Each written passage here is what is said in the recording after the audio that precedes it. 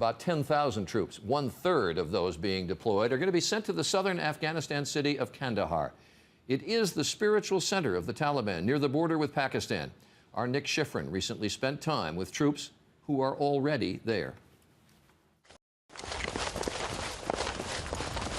On the outskirts of Kandahar, what was supposed to be a training mission has turned into a manhunt. Let them check the nets first. American military police and their Afghan trainees are trying to catch insurgents who just bombed a U.S. patrol.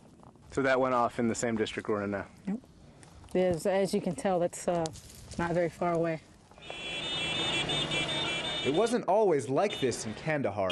In 2001, the U.S. routed the Taliban and liberated the city. But most of the U.S. troops left when Iraq became the priority.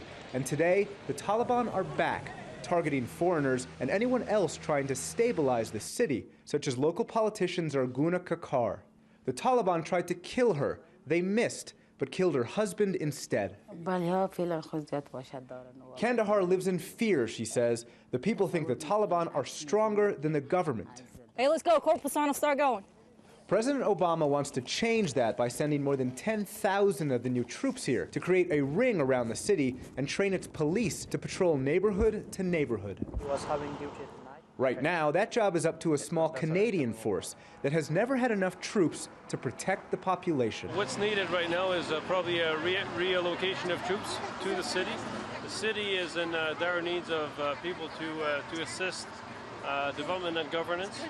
I think the Afghan police are not there yet, so they need more training.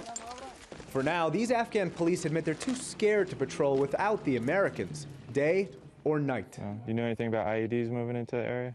And without more U.S. troops, commanders say they won't be able to patrol enough of the city to keep the Taliban out.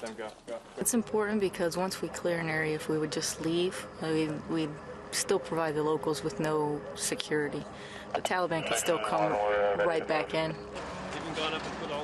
With a weak local government, it's not clear if more U.S. soldiers will be enough to bring peace. But U.S. officials believe failure is not an option. If they lose Kandahar, they say, they lose the war. Nick Shifrin, ABC News, Kandahar.